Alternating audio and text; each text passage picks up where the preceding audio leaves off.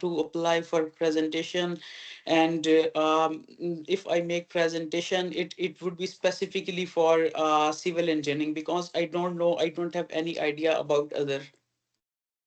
So therefore I'm really sorry I didn't make any presentation for you guys.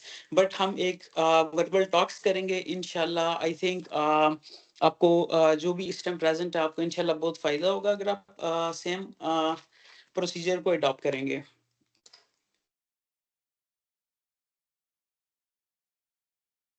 Adil, अगर मेरी आवाज कहीं पे लैग करती है या कट करती है please let me know, because इस टाइम मैं घर पर हूँ तो अदर मेंबर कुछ सो भी रहे हैं तो मैं अपनी थोड़ी सी आवाज थोड़ी सी डाउन रखूंगा.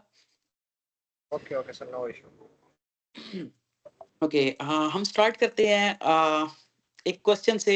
3 days पहले यार मुझे एक क्वेश्चन रिसीव हुआ civil engineering department 2K20 session के स्टूडेंट्स की तरफ से. उन्होंने मुझे मेरे से पूछा भाई मैंने रिसर्च की और मेरी रिसर्च के मुताबिक ऑस्ट्रेलिया में स्कॉलरशिप नहीं है for Asian specifically for Pakistanis.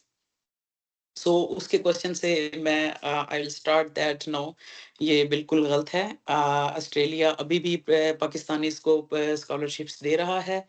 आपको मैं बताता चलूँ, रिसेंट 4 weeks अगो एक स्टूडेंट हैं IIUI की, तो उन्होंने मेरे साथ कांटेक्ट किया था कि आप स्कॉलरशिप पे गए तो काइंडली मुझे भी गाइड करें कि किस तरह हुआ. और ये वो मैं ट्राइड कर रही हूँ फ्रॉम द लास्ट 1 year.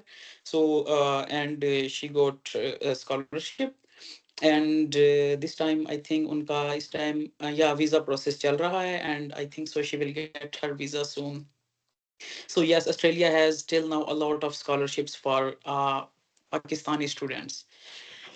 सबसे पहले हम ऑस्ट्रेलिया के पास 3 तरह की स्कॉलरशिप्स हैं. मैं आपको बताता चलूँ. The first one is Australia award scholarship. Second scholarship है जो कि यूनिवर्सिटी की अपनी स्कॉलरशिप होती है. एंड थर्ड स्कॉलरशिप के आपके प्रोफेसर जिसके पास आप सुपरविजन में आप जाना चाह रहे हैं उसके पास फंडिंग हो.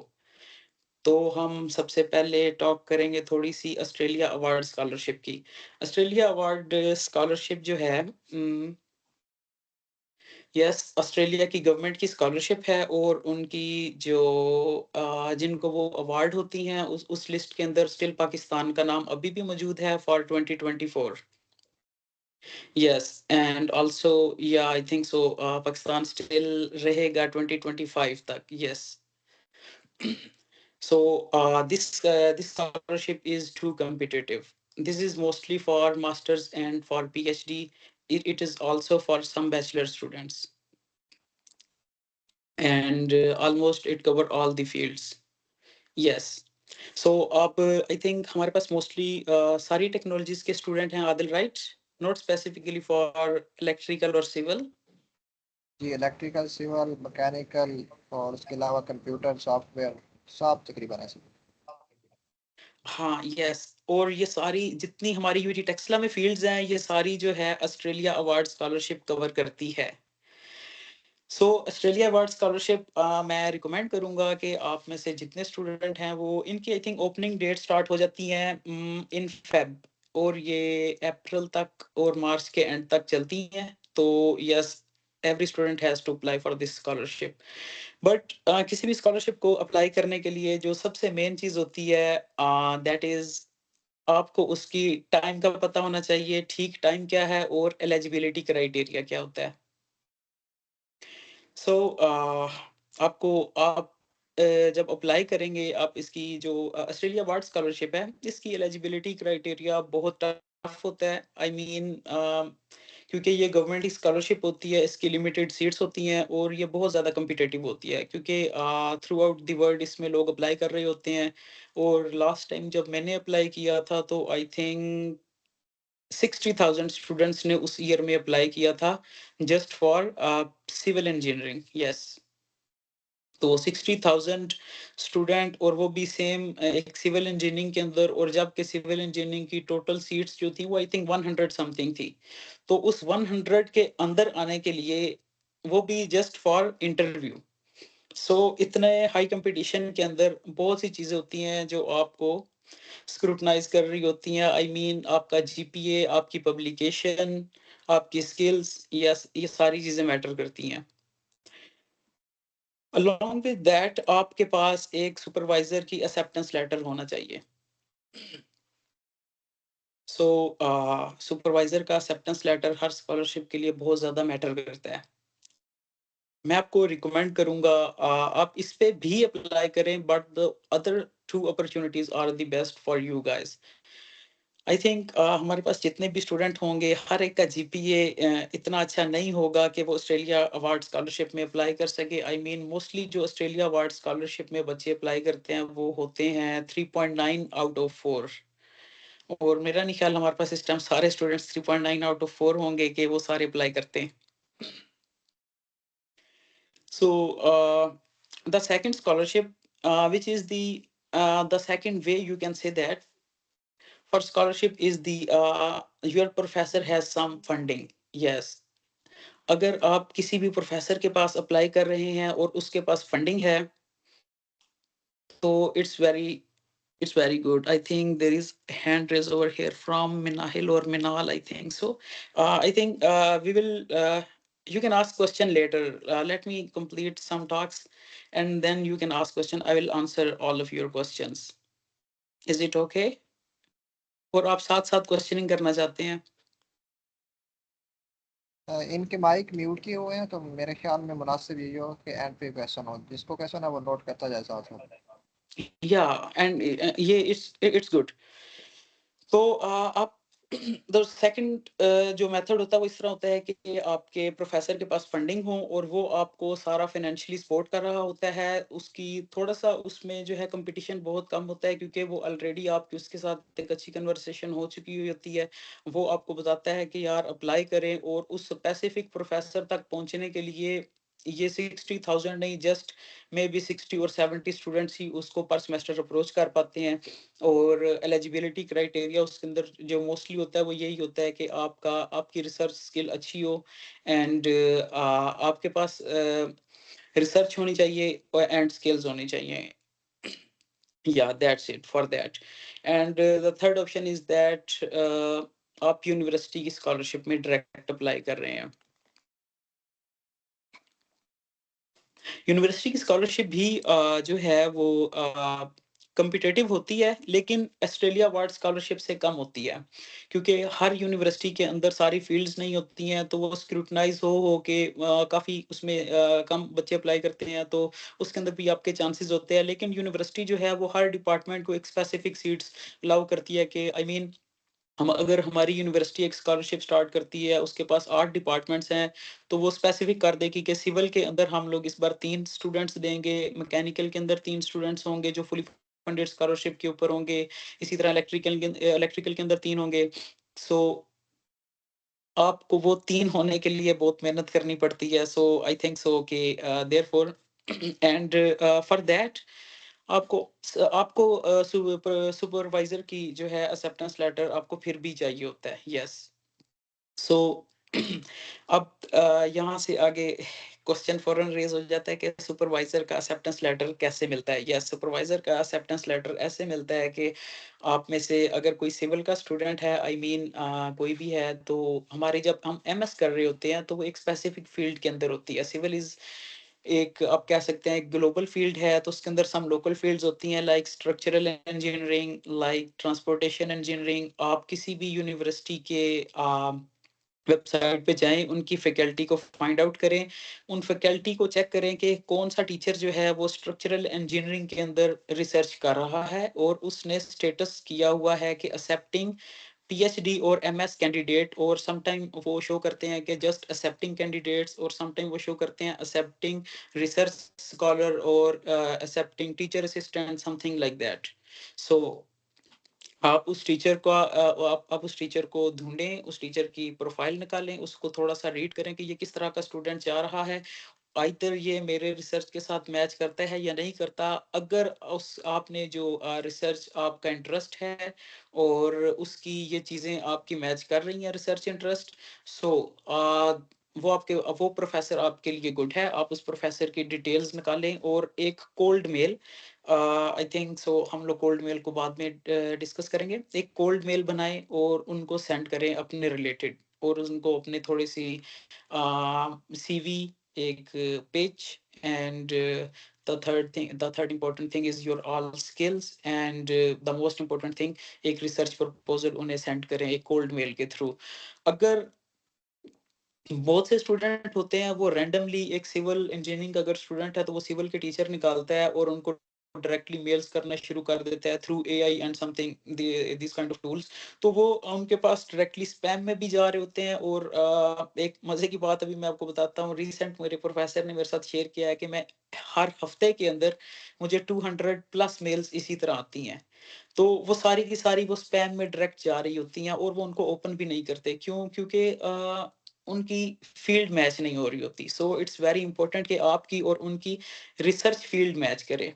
आई मीन अगर कोई स्ट्रक्चरल इंजीनियरिंग के अंदर टीचर रिसर्च कर रहा है, फिर अब स्ट्रक्चरल इंजीनियरिंग में भी बहुत से टॉपिक्स होते हैं कि आप किस टॉपिक स्पेसिफिक के ऊपर रिसर्च कर रहे हैं, कंक्रीट के ऊपर कर रहे हैं या स्टील के ऊपर कर रहे हैं।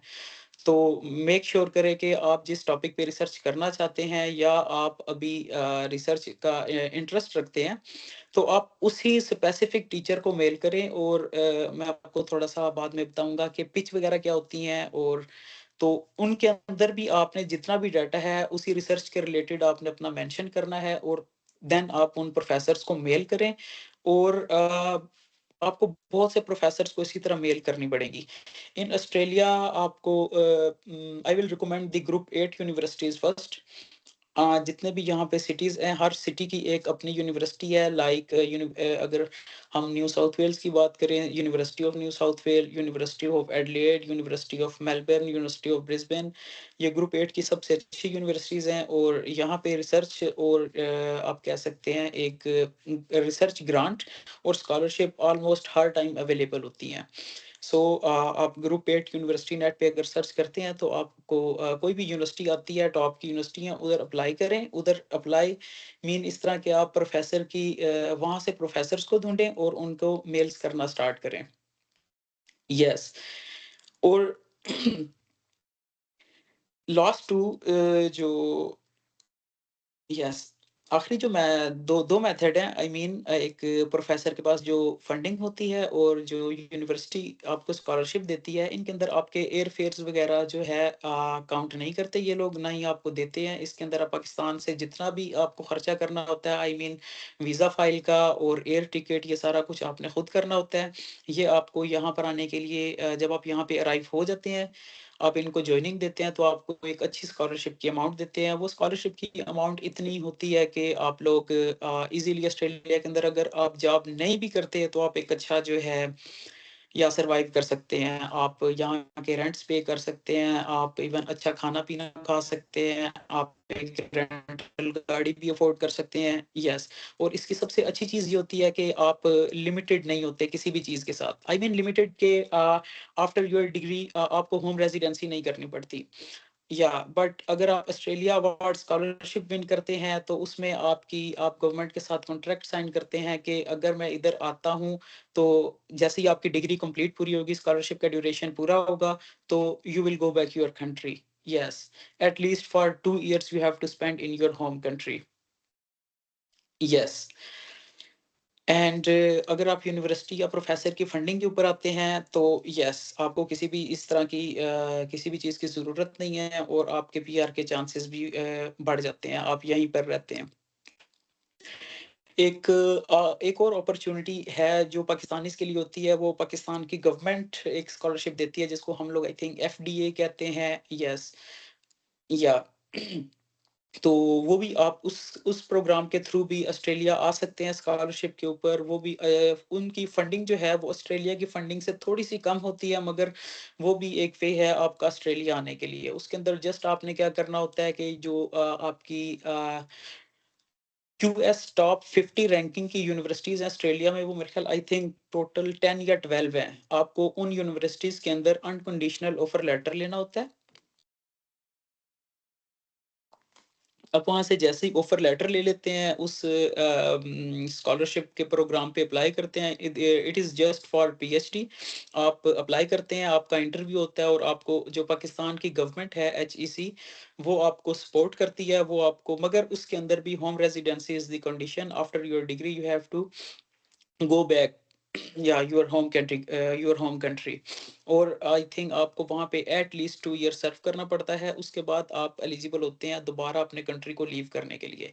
सो पाकिस्तानीज़ के लिए इस टाइम ये बहुत इंपॉर्टेंट है कि वो इस टाइम पाकिस्तान से बाहर जाएँ और उनको पीआर मिले। यस। तो फॉर दैट आई थिंक सो, आप अगर प्रोफेसर के पास फंडिंग है उसको अप्लाई करते हैं, और जो यूनिवर्सिटीज़ की स्कॉलरशिप है, these are the very best options at this time for Pakistani students. At this time I think ये 3 ऑप्शन हैं ऑस्ट्रेलिया में स्कॉलरशिप के लिए, और आई विल रिकमेंड कि आप सब जो हैं वो यूनिवर्सिटीज़ की स्कॉलरशिप अप्लाई करें। यहाँ पे बहुत से कॉलेजेस भी हैं, आई मीन जो कॉलेजेस एमएस वगैरह करवाते हैं, उनकी फीसेस कम होती हैं, उनकी भी स्कॉलरशिप्स होती हैं, लेकिन मैं उनकी स्कॉलरशिप का किसी बच्चे को भी जो है रिकमेंड नहीं करता, क्योंकि उनकी स्कॉलरशिप के साथ कंडीशंस काफ़ी ज़्यादा होती हैं, और उनकी कोई कह सकते हैं कि रैंकिंग नहीं है। वो बिल्कुल कॉलेजेस इस तरह हैं, जिस तरह पाकिस्तान के अंदर आप एक स्वीडिश से डिग्री कर लें और उनको कोई उस यूनिवर्सिटी को इंटरनेशनली कोई बंदा जानता नहीं है, और इस तरह की चीज़ें हैं। सो यूनिवर्सिटी का होना आपकी मास्टर्स के लिए और पीएचडी के लिए मस्ट है। सो स्कॉलरशिप की तैयारी के लिए जो बहुत इम्पोर्टेंट चीज़ है, वो है उनकी एलिजिबिलिटी क्राइटेरिया को पूरा करना।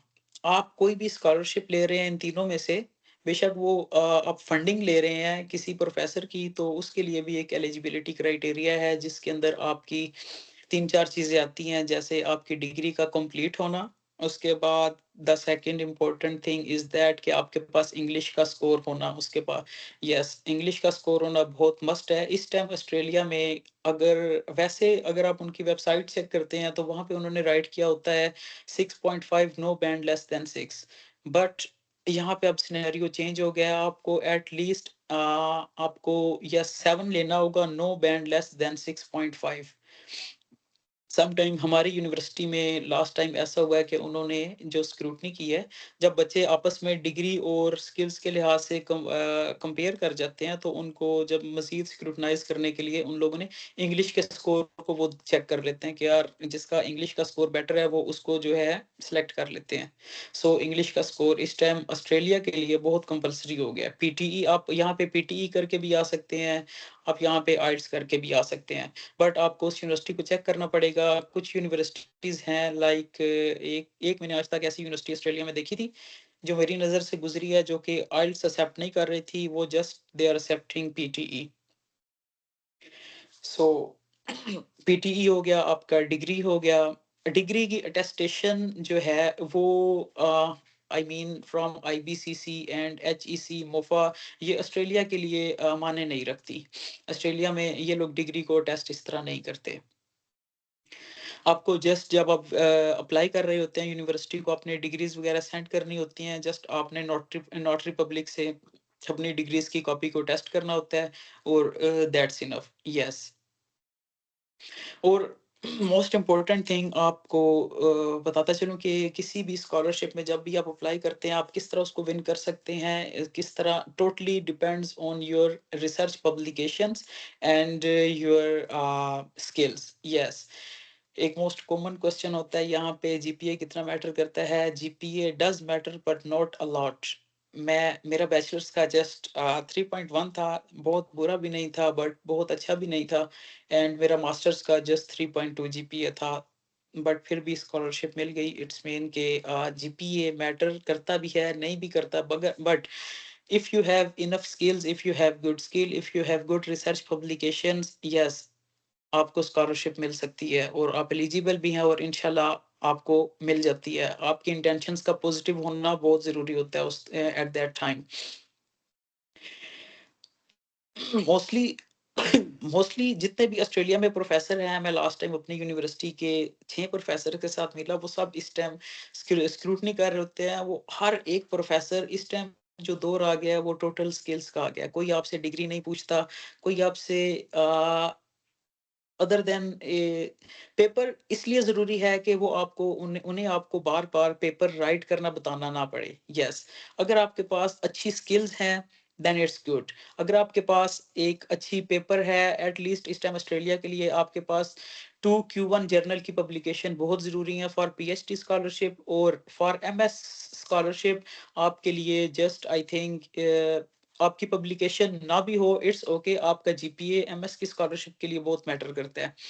एमएस क्योंकि वहाँ पे at that time in bachelors I don't think so कि हमारे पास बहुत कम ऐसे स्टूडेंट्स होते हैं जिन्होंने पब्लिकेशन की होती है। आई मीन आई थिंक सो 10% हमारे टाइम में 2K16 बैच में सिर्फ एक स्टूडेंट ऐसा था जिसने एक कॉन्फ्रेंस का पेपर पब्लिश किया था। यस, और in my masters batch I think मेरी क्लास में 45 स्टूडेंट्स थे और जिसमें से 5 स्टूडेंट ऐसे थे जिन्होंने जर्नल पेपर एक पब्लिश किया था अपनी जो भी फाइनल ईयर प्रोजेक्ट था उस पे। सो यस, अब जब भी पेपर कोई भी पब्लिश करते हैं वो बहुत इंपॉर्टेंट होता है कि आप किस जर्नल में पब्लिश कर रहे हैं और वो आपकी पीएचडी के ऊपर बहुत ज़्यादा इफेक्टिव होता है। बट यहाँ पे अब थोड़ा-सा ट्रेंड चेंज होता चला गया है। वो लोग पब्लिकेशन भी देखते हैं but skills matters a lot. Yes, skills के एक स्पेसिफिक उन्होंने अलहदा से एक पोर्टल बना एक खाना कह लें या एक अलहदा से स्कोर मार्क बना दिया है। स्किल्स के ऑलमोस्ट आपकी रिसर्च पब्लिकेशन के इक्वल जो है उसके नंबर होते हैं। अगर आपकी पब्लिकेशन के 13 मार्क्स हैं तो एट लीस्ट 20 मार्क्स आपके फर्दर जो आप जिस पार्ट के अंदर रिसर्च कर रहे हैं उसके अंदर आपकी स्किल्स के भी मैटर कर रहे होते हैं और उसके अंदर जस्ट 10% आपका जीपीए काउंट हो रहा होता है। अगर आपका जीपीए 3 से ऊपर है इट्स ओके। अगर आपका जीपीए 2.5 से 3 तक भी है तो देन तब भी ओके। तब आपको जो भी अपना सीवी या आप अपना जो पिच राइट कर रहे हैं तो उसके अंदर आपको अपनी स्किल्स इस तरह की शो करनी पड़ेंगी और मेक श्योर करना पड़ेगा आपको अपने प्रोफेसर को सेटिस्फाई करना पड़ेगा किस तरह अपनी स्किल्स के ज़रिए और अपनी रिसर्च पब्लिकेशन के ज़रिए। यस, इस टाइम आई थिंक हमारे पास ऑलमोस्ट सारे बैचलर्स के स्टूडेंट हैं, राइट आदिल? जी बिल्कुल ऐसे ही है। या तो आई डोंट थिंक सो हमारी यूईटी टेक्सला में बहुत कोई भी स्टूडेंट ऐसा नहीं होता जो बैचलर्स के अंदर अपने फाइनल ईयर प्रोजेक्ट तो आई थिंक सारे ही करते हैं बट कोई भी ऐसा स्टूडेंट नहीं होता कि यार वो अपने फाइनल ईयर प्रोजेक्ट करके उसको एक पेपर की फॉर्म में उसको पब्लिश कर सके। आई थिंक उन्हें जल्दी होती है उस टाइम यूनिवर्सिटी से जाने की तो वो उस टाइम उसको स्किप करके एक थीसिस जमा करवा के तो चले जाते हैं। बट अगर आप में से जितने भी स्टूडेंट हैं वो एक अच्छा मास्टर्स चाहते हैं तो आई विल सजेस्ट कि आप उस पेपर आप थीसिस राइट करते हैं आपको जस्ट एक कॉन्फ्रेंस पेपर राइट करना होता है जो कि जस्ट 3 to 4 पेजेस होता है। अगर आप एक जर्नल पेपर की तरफ उसको लेके चले जाते हैं तो आपको मेक श्योर है कि आपको एमएस के लिए फुली फंडेड स्कॉलरशिप ऑस्ट्रेलिया की बहुत इजीली मिल जाएगी अगर आप एक इस स्टेज के ऊपर एक जर्नल पेपर पब्लिश कर देते हैं। यस, और अगर आप एक कॉन्फ्रेंस पेपर भी पब्लिश करते हैं तो इट्स मीन कि आपको प्रोफेसर का इजीली रिप्लाई आ जाएगा। वो जस्ट ये देख रहा चाह रहा होता है एमएस के अंदर कि यार क्या ये लड़का पेपर लिखने के काबिल है या मुझे मुझे इसे बिल्कुल बेसिक से सिखाना पड़ेगा। तो मैं यही रिकमेंड करूँगा जितने भी स्टूडेंट्स हैं कि अगर आप सारे फाइनल ईयर प्रोजेक्ट कर रहे हैं तो ट्राई करें कि जस्ट 1-2 सिर्फ 4-5 पेज राइट करने होते हैं फॉर कॉन्फ्रेंस और अगर आप जर्नल में जाते हैं तो I think 10 to 12 pages are enough. आपकी रिसर्च हर बच्चा जो है कोई भी जिस भी टीचर के पास कर रहा है कोई टीचर भी जो है वो एक बुरी रिसर्च नहीं करता। हमेशा हर टीचर अपनी फील्ड के अंदर जो है वो मास्टर होता है, एक बहुत अच्छी रिसर्च कर रहा होता है तो वो एक अच्छे जर्नल के अंदर पब्लिश होती हैं जब भी आप कोई भी एक नया काम कर रहे होते हैं।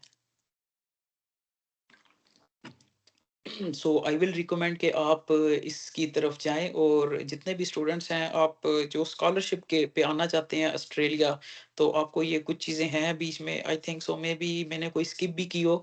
आप आई थिंक 30 आवर में आपके ऑलरेडी रह चुका हूँ। आप क्वेश्चन की तरफ चलते हैं और आप मेरे से क्वेश्चन पूछते जाएँ मेबी मैं आपको अगर मैंने कोई चीज़ स्किप की हुई तो मैं आपको उसके अंदर डिटेल मज़ीद बताता चला जाऊँगा। अगर इज़ इट जिसका ओके क्वेश्चन है आदिल? आपको, जी जी सर, अगर किसी का क्वेश्चन है तो वो हैंड रेस करता जाए, मैं उसका म्यूट माइक अनम्यूट करता जाऊंगा। Yes, of the first.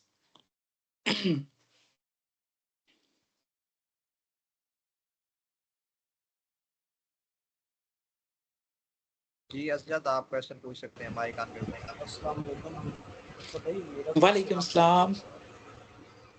कि हमें पेपर पब्लिश करने होते हैं अगर यूनिवर्सिटी के लिए जाते हैं मास्टर्स में, तो मैंने बहुत से लोगों को सुना है कि ऑस्ट्रेलियन स्कॉलरशिप के लिए आपको स्पेसिफिकली Q1 में पेपर पब्लिश करना पड़ेगा। Q1 के किसी भी जरिए इम्पैक्ट फैक्टर की, तब आपको वो RTP या जो भी स्कॉलरशिप्स हैं वो तो वो बहुत कम्पेटिटिव होती है। मैंने ये सुना है। आप यस असजद, यस असजद, आपका अच्छा क्वेश्चन था, लेकिन मैं यार एक चीज रिकमेंड करता हूँ इस टाइम आके स्टूडेंट्स को। जब भी मुझे कोई ये स्टूडेंट कहता है ना मैंने ये सुना है, तो यार वो एक थोड़ा सा ना अच्छी चीज नहीं होती। आई मीन कि आप खुद थोड़ा-सा ना उसके ऊपर रिसर्च किया करें। मैं आपको जिस अपनी स्टूडेंट की बात बता रहा था कि 4 वीक पहले जिन्होंने यहाँ पे अप्लाई किया है, वो आईआईयूआई की स्टूडेंट थीं। उनके पास कोई जर्नल का पेपर नहीं था, उनके पास जस्ट कॉन्फ्रेंस के पेपर थे और उन्हें यहाँ पे फुल फीस वेव मिला है स्कॉलरशिप। आई मीन उनको स्टाइपेंड नहीं मिलेगा, मगर उन्होंने कोई फीस भी नहीं देनी। और ऑस्ट्रेलिया में अगर आप कोई फीस भी नहीं दे रहे, इट्स मीन यहाँ पे नॉर्मल जो फीस है वो इस टाइम है $22,000 पर सेमेस्टर फॉर पीएचडी। अगर वो आपको जस्ट वो एक फीस भी वेव कर देते हैं ना, तो I think it's a very big opportunity for you. आपने जो सुना था यार वो किसी हद तक बहुत अच्छा है, but it is just for PhD students. अगर कोई लड़का मास्टर्स के अंदर पीएचडी के लिए आ रहा है, तो उसके लिए Q1 जर्नल की पब्लिकेशन जरूरी है। बट समटाइम्स ऐसा होता है कि आपकी एक डोमेन एक ऐसी डोमेन होती है जिसके स्टूडेंट नहीं होते। अभी मैं आपको अपना बताऊं, मैं जब आ रहा था ऑस्ट्रेलिया, स्ट्रक्चरल हेल्थ मॉनिटरिंग मेरी डोमेन थी, और उस टाइम मुझे ऑस्ट्रेलिया के अंदर जस्ट 3 ऐसे प्रोफेसर्स थे जो जो मेरी डोमेन के अंदर structural health monitoring through image processing के अंदर रिसर्च कर रहे थे। अब अगर मैं उन्हें अपनी Q1 की पब्लिकेशन ना भी दिखाता, सॉरी इसको मैं थोड़ा-सा आपको अपनी डिटेल और बताऊँगा, मे बी आप ज़्यादा क्लैरिफ़ाई हो जाएँ।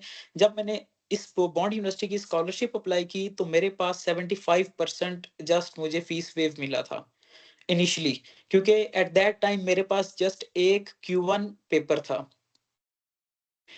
और उसी पेपर के ऊपर जब उन्होंने मुझे स्कॉलरशिप दी 75%, और मैं अराइव हुआ ऑस्ट्रेलिया में, तो अगला इनटेक आया। तो मैंने जब दोबारा अप्लाई किया, तो उनके पास कोई उस डोमेन का स्टूडेंट नहीं था। तो उन्होंने मुझे उस एक ही पेपर के ऊपर उन्होंने मुझे फुली फंडेड स्कॉलरशिप दे दी। सो कुछ फील्ड्स, कुछ स्पेसिफिक डोमेन रिसर्च के ऐसे होते हैं जब उन्हें कोई स्टूडेंट नहीं मिलता, तो जब आप एक स्टूडेंट होते हैं तो वो आपके लिए चले जाते हैं। यस। सो अगर आपके पास 2 Q1 के पेपर नहीं हैं, तो इट डज़न्ट मीन कि आप अप्लाई भी नहीं करें। आप अप्लाई करें। मेबी उस प्रोफ़ेसर के पास क्या पता किसी और स्टूडेंट ने ना अप्लाई किया हो, या मेबी उस प्रोफ़ेसर या उनके पास उस डोमेन का, या most most of the time ऐसा भी होता है कि अगर आपकी कंपटीशन में 1-2 स्टूडेंट बहुत अच्छे भी हैं, और आप उनमें तीसरे चौथे नंबर पे आ रहे हैं, जब एनरोलमेंट होती है, तो क्या पता वो स्टूडेंट को उस यूनिवर्सिटी से अच्छी या कहीं और जगह या कोई और कंट्री मिलती है, तो वो वहाँ पे चला जाता है, तो आप ऑटोमेटिकली एनरोल हो जाते हैं। You got it Asjad? जी, जी,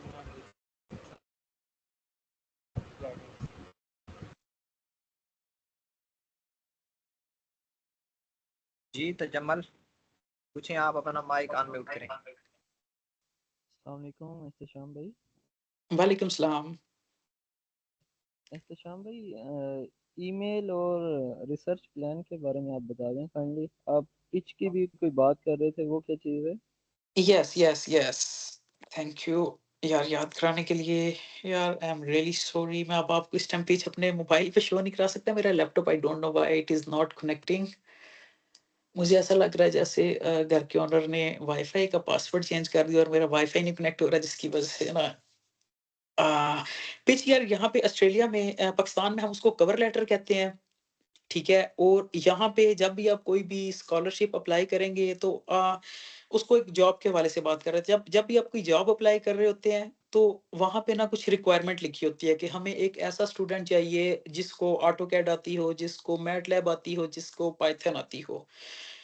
तो मैं पिच का सैंपल मैं आदिल आपसे शेयर कर दूंगा। जितनी भी इस तरह की पिच का सैंपल हो गया, कोल्ड मेल हो गया, इस तरह की जितनी भी चीजें हैं, मैं आपसे उनके बेस्ट सैंपल जो मैंने अडॉप्ट किए थे मैं आपसे शेयर करूंगा। तो आप इनको व्हाट्सएप ग्रुप आई थिंक आपने बनाया हुआ है, तो आप इसको उसमें सबसे शेयर कर दीजिएगा। पिच इज लाइक जी okay okay. Your cover letter. आप उस कवर लेटर के अंदर, अब फॉर एग्जांपल एक टीचर ने 5 उसने स्किल्स मांगी हैं, आपका काम है कि उस 5 स्किल को अपने पिच के अंदर इस तरह डिफाइन करना और उसको सेंड करना कि उसको ऐसे लगे आपने मतलब एक एक स्किल को उठाना है और उसके मुतालिक बताना है कि मुझे एक एक स्किल के अंदर कितनी ग्रिप हासिल है। Pitch is like a cover letter, मगर उसको पिच को थोड़ा सा राइट करने का वे जो है वो डिफरेंट होता है कवर लेटर से। Is it okay? Email email के बारे में बता दें काइंडली। ईमेल या में email, research plan. Email cold mail होती हैं या कोल्ड मेल हम लोग इनिशियली टीचर को सेंड करते हैं किसी भी प्रोफेसर को। आपको मैं सैंपल भी सेंड करूंगा और सबसे बेस्ट सैंपल जो है आपको कोल्ड मेल के वो लिंक्डइन से मिलेंगे।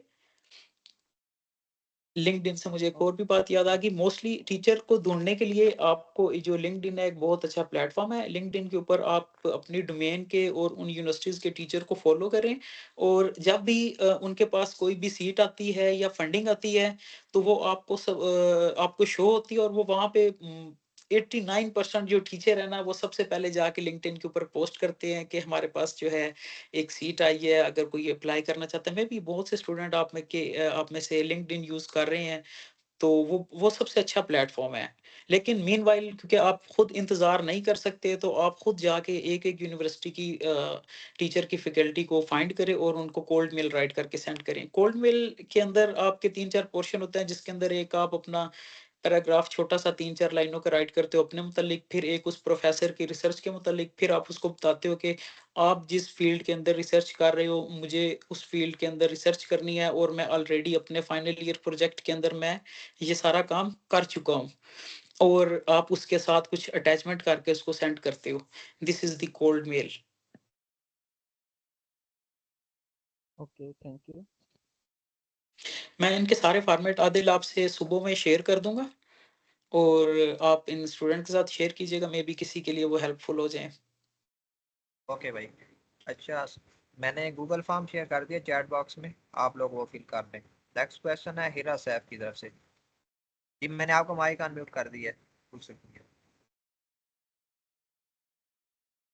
अस्सलाम वालेकुम मिस्टर शाह। मेरा वालेकुम आपसे सलाम। ये क्वेश्चन है कि आपने मेल का आपने कहा है, तो कितने टाइम पहले प्रेफरेबली हमें कनेक्ट करना चाहिए प्रोफेसर से? लेट्स से कि अगर क्लोजिंग डेट जो है वो जनवरी है, तो मैं उन्हें दिसंबर में मतलब मेल करूं? Like I am not getting this point कि कब मैं उन्हें मेल करना शुरू करूं। Like okay sometimes it's too early and sometime I think it's too late.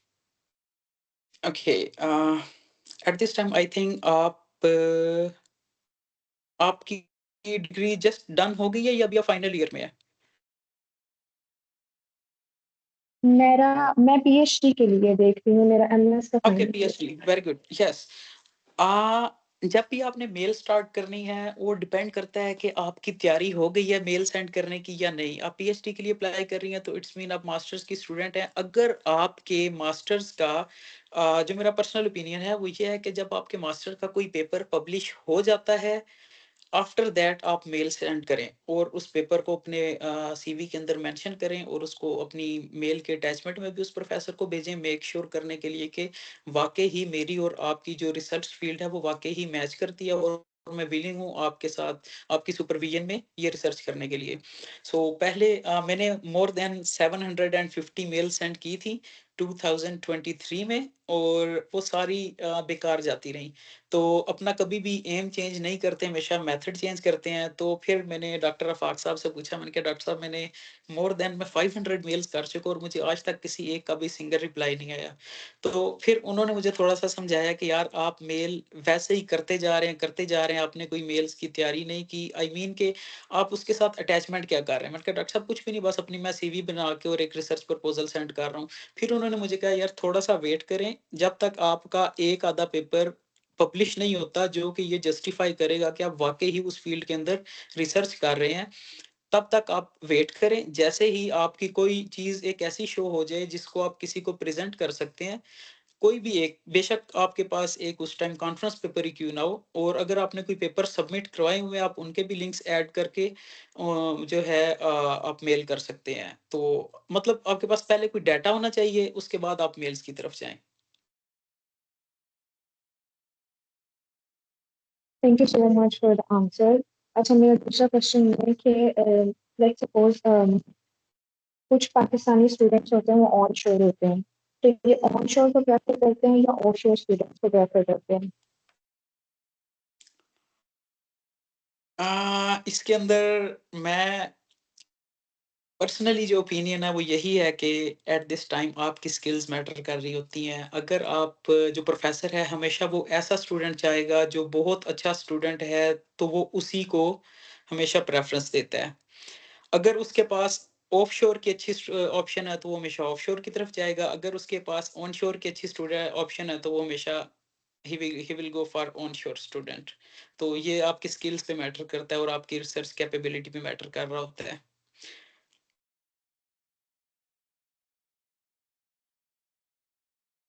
Okay, thank you, Ihtisham. That's all from my side. Welcome. अस्सलाम वालेकुम sir. वालेकुम सलाम। भाई कह सकते हैं, मेरी आपकी एज में ज़्यादा फ़र्क नहीं है यार। सर मैं ये पूछ रहा था कि ऑस्ट्रेलिया में जो मास्टर्स होती है उनमें दो तरह की मास्टर्स होती है ना, एक मास्टर बाय कोर्स वर्क होता है और एक मास्टर बाय रिसर्च होता है। तो ठीक है। इन दोनों तरह के मास्टर्स में यूनिवर्सिटी फंडेड और प्रोफेसर फंडेड स्कॉलरशिप्स होती है। ओके, इन ऑस्ट्रेलिया आपके गुड क्वेश्चन, बट अगर आप ऑस्ट्रेलिया अवार्ड स्कॉलरशिप में जाते हैं, उसकी एक कंडीशन होती है कि आपके पास प्रोफेसर की एक्सेप्टेंस होनी चाहिए। आपको प्रोफेसर कब एक्सेप्टेंस देगा? जब आप उसको शो करेंगे कि यार मैं आपके साथ मिलके रिसर्च वर्क करूँगा। तो फॉर रिसर्च वर्क हमेशा जो है आपको स्कॉलरशिप मिलेगी। आई डोंट थिंक सो कि आपको कभी भी मास्टर्स बाय कोर्स वर्क के लिए स्कॉलरशिप मिलेगी। और ऑस्ट्रेलिया, आई थिंक यूके के अंदर जस्ट 1 साल का मास्टर्स होता है मोस्टली, और वो विदाउट रिसर्च वर्क होता है। ऑस्ट्रेलिया के अंदर 2 साल का मास्टर्स होता है जो कि विद रिसर्च वर्क होता है। Yes.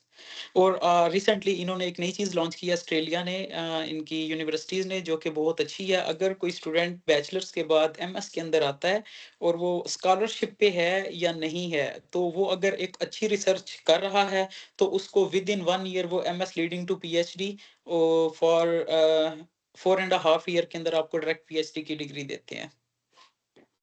My second question is कि हम एक बैचलर का स्टूडेंट होते हुए, मतलब हमारी जी। कोई पब्लिकेशंस भी नहीं है, तो वो मेजर हुँ। फैक्टर्स किसको देखते हैं? मतलब हमारी सीजीपीए हो गई, इंटर्नशिप वगैरह, ये किन किन किन चीज़ों को वो इवैल्यूएट करते हैं? आ, ओके, मैंने थोड़ा-सा पहले भी बताया था। मोस्टली जो है वो आपकी स्किल्स, बैचलर जब आप मास्टर्स के लिए आते हो तो आपकी स्किल्स मैटर कर रही होती हैं। जब आप पीएचडी के लिए आओगे तो आपकी पब्लिकेशन प्लस आपकी रिसर्च स्किल्स मैटर कर रही होती हैं। क्योंकि यहाँ पर भी जो स्टूडेंट हैं बैचलर्स के, वो पेपर कोई पब्लिश नहीं करते, तो एमएस के लिए जो है थोड़ा-सा वो टफ हो जाता है। और सम स्टूडेंट्स ऐसा करते हैं कि वो एक मास्टर्स कर लेते हैं, उनके पास पेपर पब्लिकेशन भी होती है और वो पीएचडी उनको नहीं मिल रही होती, तो वो क्या करते हैं कि वो अगेन मास्टर्स, सेकंड मास्टर्स के लिए अप्लाई कर देते हैं और वो विन कर जाते हैं।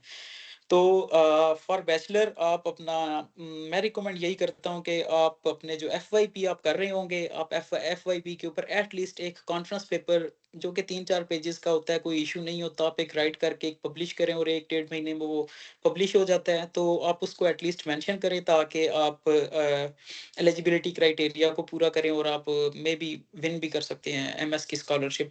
एमएस की स्कॉलरशिप के लिए आपका जीपीए बहुत मैटर कर रहा होता है, but not for PhD. Okay okay sir.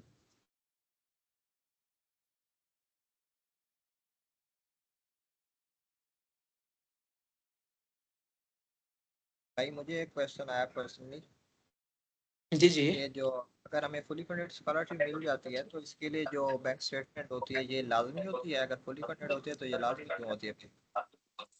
नहीं होती। आप किसी ने थोड़ा सा मिसगाइड किया है। फुली फंडेड स्कॉलरशिप के लिए आपको कोई बैंक स्टेटमेंट नहीं चाहिए होती किसी भी किस्म का। आपको कोई जो है कह सकते हैं इन पेपर्स को हम लोग कहते हैं कि पेपर वर्क में आपका ये फाइनेंशियल के कितने जो भी डॉक्यूमेंट्स हैं ना, आपको कोई चीज़ भी नहीं चाहिए होती फुली फंडेड स्कॉलरशिप के लिए।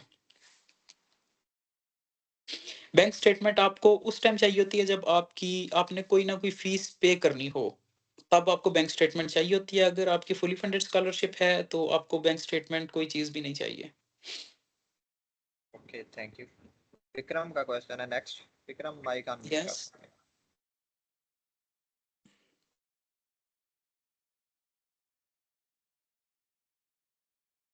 अस्सलाम वालेकुम। वालेकुम अस्सलाम।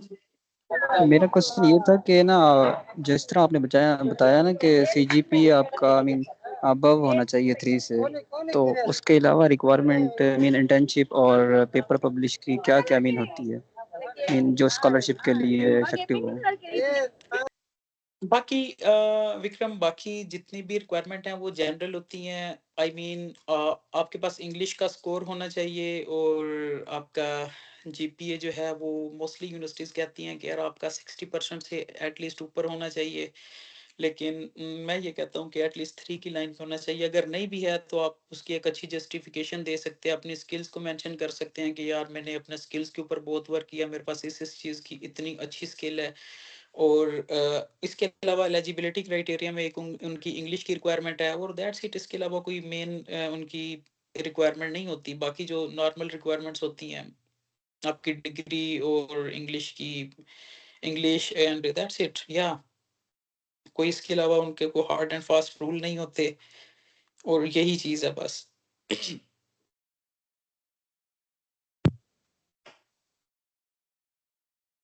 भाई मेरे ख्याल में क्वेश्चन एंड हो गए, तो अहमद आप कंटिन्यू करें आगे।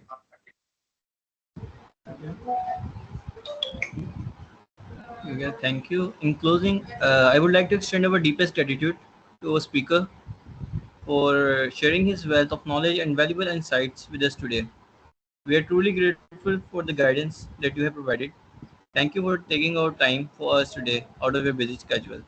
I am also thankful to you, to the societies involved in the conducting today's webinar. With heartfelt gratitude, we draw the curtains on the today's enlightening session. We eagerly anticipate the pleasure of your company in the future. Until we meet again, may you remain safe and well. Allah Hafiz. Allah Hafiz. Have a Thank great you day. so much.